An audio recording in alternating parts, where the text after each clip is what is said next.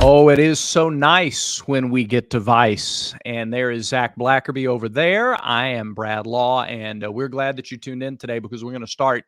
Before we talk about important juniors for 2024, let's talk about a 2025 class and Auburn's class getting a little bit better.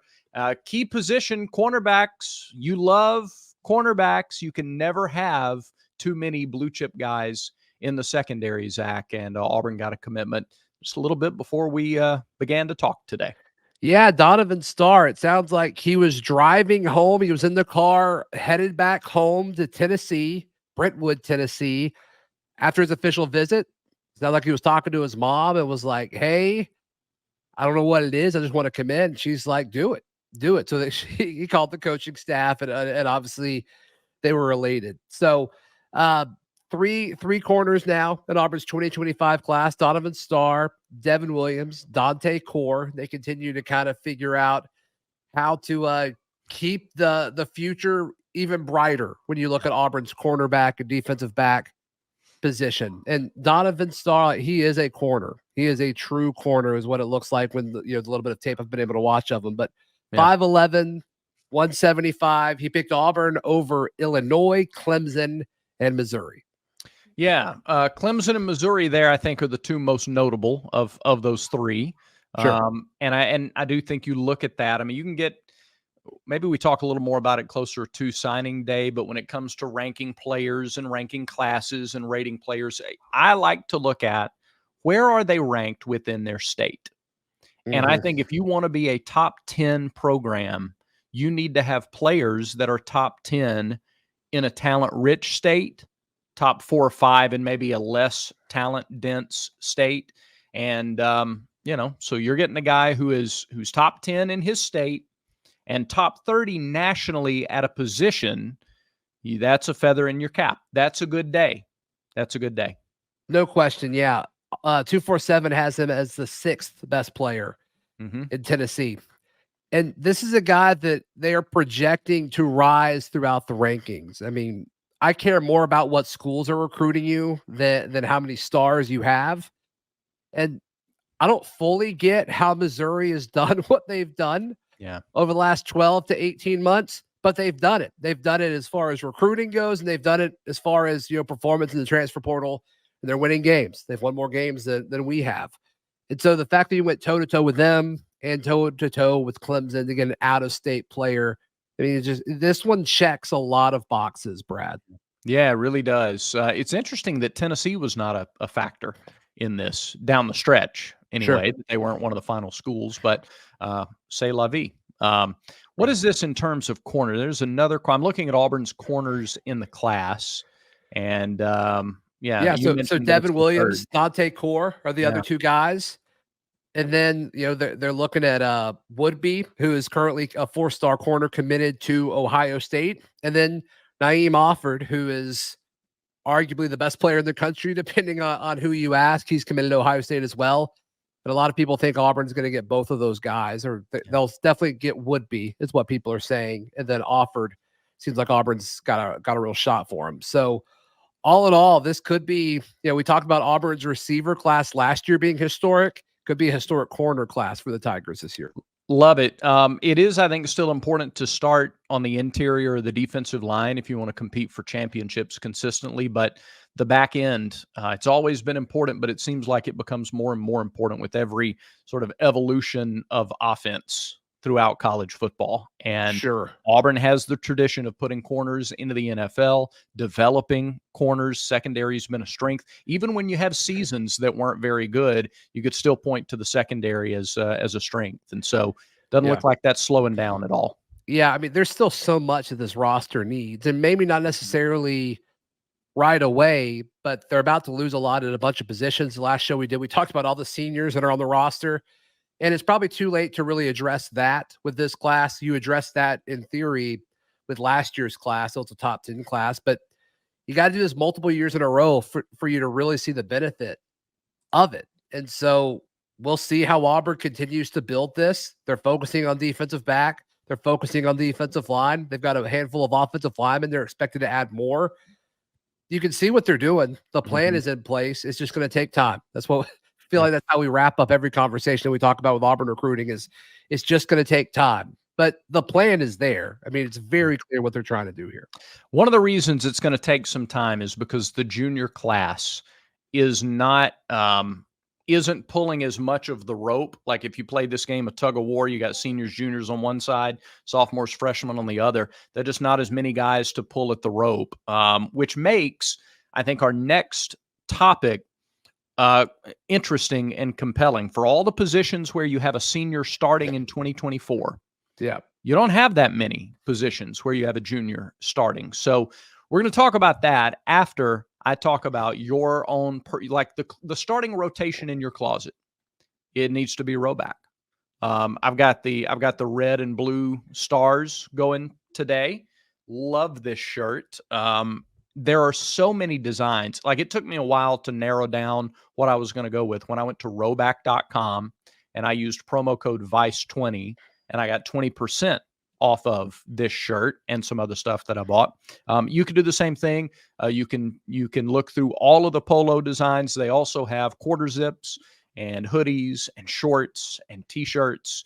20% off all of it at roback.com using the promo code VICE20. Okay, there are 17 juniors listed on the official roster. 17. It's by far the smallest class on this team. And here they are, just as I did on the senior episode. We'll do this with the juniors. We'll simply go down the roster and list them all first. Here are all the juniors. Laquan Robinson, Cam Brown, Jackson Barkley, a backup quarterback, Caleb Wooden, Damari Alston, Champ Anthony, Justin Jones, another backup running back, Josh Cohen, a safety, Reed Hughes, Grant Hidalgo, Tate Johnson, Jaden Muskrat, Jeremiah Wright, Colby Stafford, Zykevius Walker, Gage Keys, Quintrell Jamison Travis. That's your list. A few of those guys I thought were seniors. I'm not going to lie to you. Yeah. Now, again, this is straight from the roster. Like Zykevius Walker feels like he's been here 6 years. It feels like he came in as Antonio Coleman was leaving, you know? Right. But I'm if there are inconsistencies on the roster currently, then apologize for something we can't control. But Totally. Having said that, let me give you my three. Okay. This I think will get more. I'm not trying to do the thing where you ask for disagreement, but I think this kind of will just naturally come with more.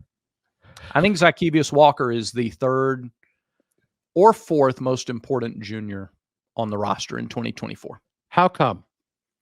I'm so glad you asked. Because if you have an embarrassment of riches on the defensive line, you can go into Missouri and win. You can go into Tuscaloosa and win. You can start knocking on the door of a double-digit win season if you have an embarrassment of riches. So if Zykevius Walker is able to take the next step, or maybe even a second next step, and is able to really have a breakthrough type season, he's not going to be asked to start, but he's been in the program now for a handful of years. He has loads of practice experience, game experience. Boy, does Auburn need him to break through. And if he does, that's another wave that comes through and is a guy on the defensive line. Or it takes some of the pressure off of one of your freshmen to come in, or some of those. You got a lot of bodies now on the defensive line. But Zykevius Walker is not a first-year defensive lineman. And when you can get your veterans to up their game and perform at a really high level, then you can start kind of turning these games that maybe most fans don't feel like you have a shot at in June to now you got a realistic chance. Yeah, the way they've used Walker in this DJ Durkin defense, it's a little interesting to me because they put him with that defensive end / buck linebacker group. I mean, and he's a big player. Yeah.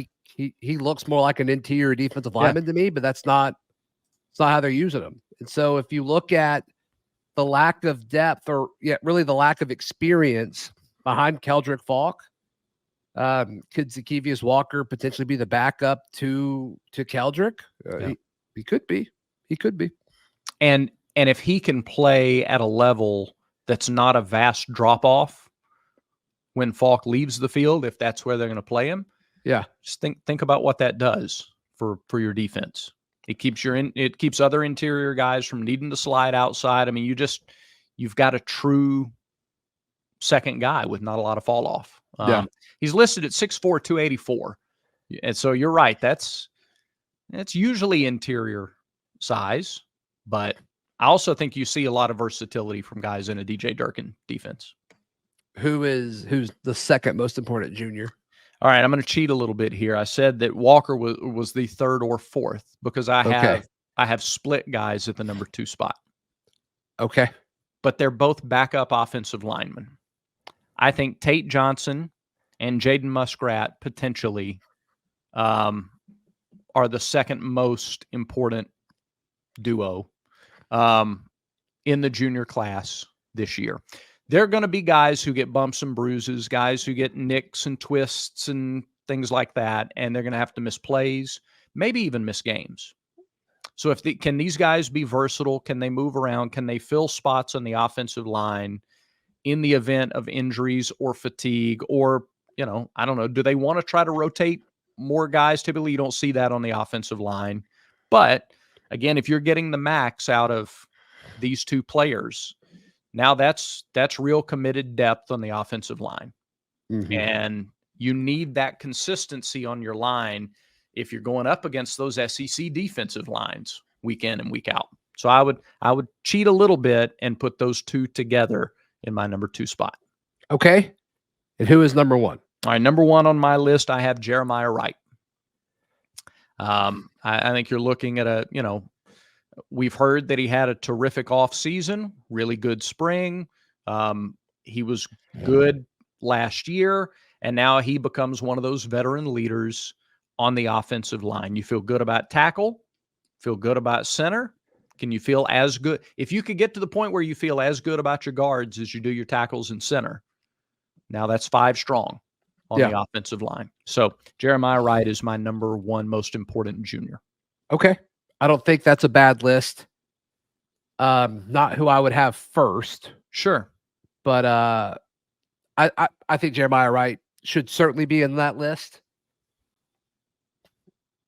You want me to tell you mine, or should I wait a second to tell you who should be number 1? I think wait and tell me something about MyBookie, if you would, and then tell me who should the number 1 guy be. I mean, Brad, we've all been there. We're about to go hit up the casino on a weekend trip, a quick getaway. Mm-hmm. Something happens, life happens. Can't go. Boys go on without me. We don't have to worry about that anymore. Mm-mm. You can dive into a truly realistic casino experience featuring the latest in slots, progressive jackpots, live dealer action, and more, all from the comfort of your own home. You can start at MyBookie today with a generous sign-up bonus using the promo code NEXTROUND. And they've got a revamped loyalty program to ensure a host of exclusive VIP perks. The more you play, the more you win, only with our friends at MyBookie.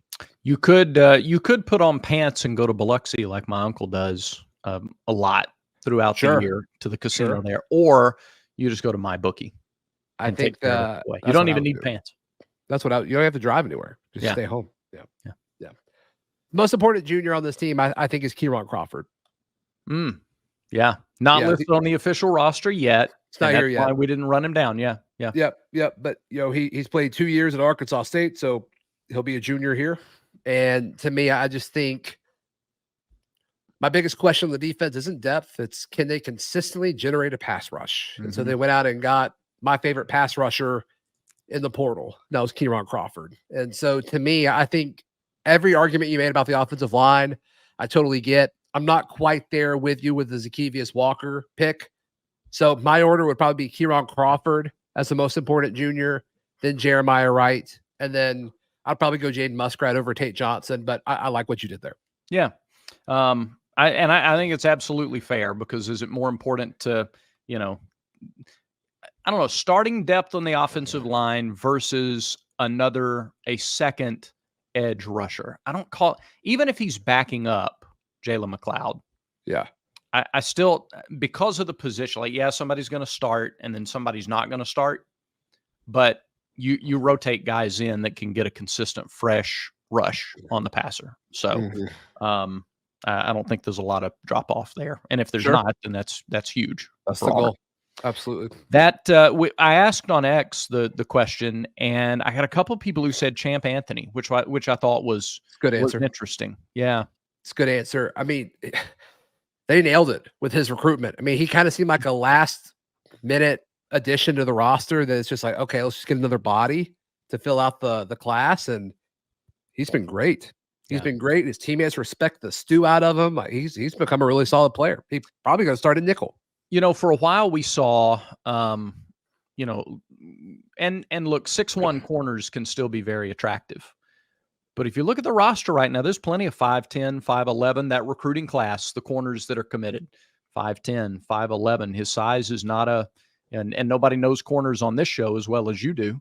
So that's plenty of size to be an effective nickel or corner. I think so. I mean, a lot of it is just creating as small of a window as possible for opposing quarterbacks. And they believe Champ Anthony can do that. So I think that's a good one. Did we get any other answers? Some Jeremiah Wright was there. We got a little bit of Cam Brown talk, which I thought was interesting because he's not going to be a number one receiver, but he had such a good spring, such a good A-Day game. Yeah. And we've been, the potential's been there for 2 years. It's just, does he start the season healthy? And where does he fall into that rotation at wide receiver? It's hard to find a team. There may be a one-off exception here and there, but it's hard to find any team that beyond the number 3 receiver has anybody that's, putting up more than a couple of hundred, maybe 300 yards a year. You just don't get enough plays and enough opportunity. If there's a clear 1 and then there's a 2 and a 3, beyond that, it's just hard to get a guy enough balls to, Yeah, if Camden Brown was 4th in receiving, one, I'd be a little surprised, but also that's probably good. It's probably a good thing. I think so. Yeah, I think without question. So, now if he does have a breakout kind of year, then number 1, what does that look like? And then number 2, how much better? My goodness, that may give you a chance to flip some of these games too. It could. So yeah, it certainly could. I think you have fewer options, and that's not to say anything against the current juniors. It's just that class is smaller. The sophomore class is much larger. The freshman class is much larger. The senior class much larger. So just don't have as many guys to pick from when having this discussion. Yeah. But a fun discussion nonetheless. Brad, that about does it for today's show. It does. We appreciate everybody watching and subscribing. We are knocking on the door of 3,000, and we appreciate every one of you. Remember, until next time, everyone has vices. Everyone has vices. Make sure Village Vice